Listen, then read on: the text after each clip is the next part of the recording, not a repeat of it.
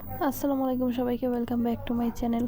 আজকে আমি খুব সহজেই পাস্তা রান্না করে দেখাবো। তো পাস্তা রান্না করার জন্য আমি নিয়ে নিয়েছি টমেটো, ক্যাপসিকাম, কাঁচামরিচ, পেঁয়াজ, একটা বড় সাইজের পেঁয়াজ আর ছোট একটা রসুন, দেশীয় পেঁয়াজ একটা, দেশীয় রসুন নিয়েছি।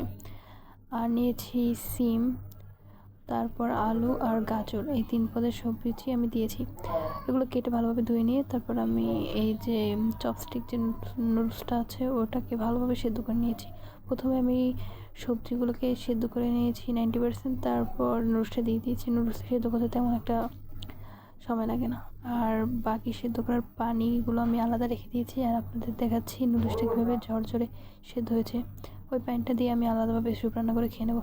আর বেশি কিছু আমি মশলা ইউজ করবো না। 2টা নুডলসের যে মশলা ছিল ওই 2টা, আর সামান্য একটু গোলমরিচের গুঁড়া। ফার্স্টে আমি গোলমরিচের গুঁড়া আর ক্যাপসিকামটা ভালোভাবে ভেজে নিয়েছি, কারণ ক্যাপসিকাম আমি কোনোভাবে বয়েল করিনি আর এটা বয়েল করার দরকার পড়ে না। তো ক্যাপসিকামটা আমি ভালোভাবে ভেজে নিয়েছি। তারপর আমি তার মধ্যে কুচানো টমেটোগুলো দিয়ে দিয়েছি। একটা বড় সাইজের টমেটো আমি কেটে নিয়েছিলাম, সেগুলো আমি দিয়ে দিচ্ছি। এটা মোটামুটি একটু নরম হওয়ার জন্য আমি সামান্য একটু লবণ দিয়ে দিয়েছিলাম, যেটা আমার ক্যামেরায় উঠাতে মনে নেই। তারপর আমি রসুনটা দিয়েই ভেজে নিচ্ছি, কারণ রসুন একটু শক্ত, ভাজতে সময় লাগে, এই জন্য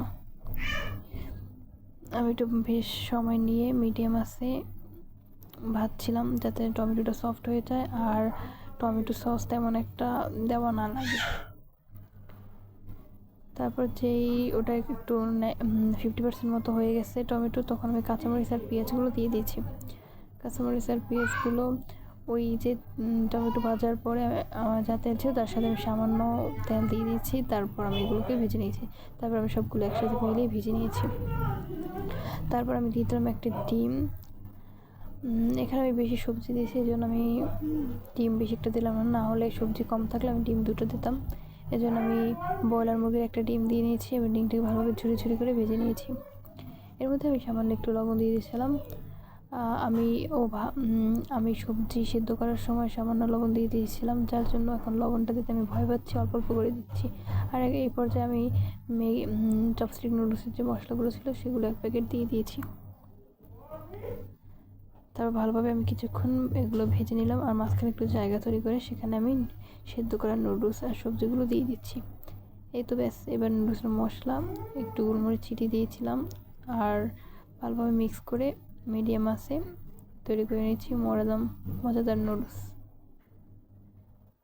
ভিডিওটি কেমন লাগছে অবশ্যই কমেন্ট করে জানাবেন, এবং ভিডিওটি ভালো লাগলে ফ্রেন্ডসদের মাঝে শেয়ার করে নেবেন।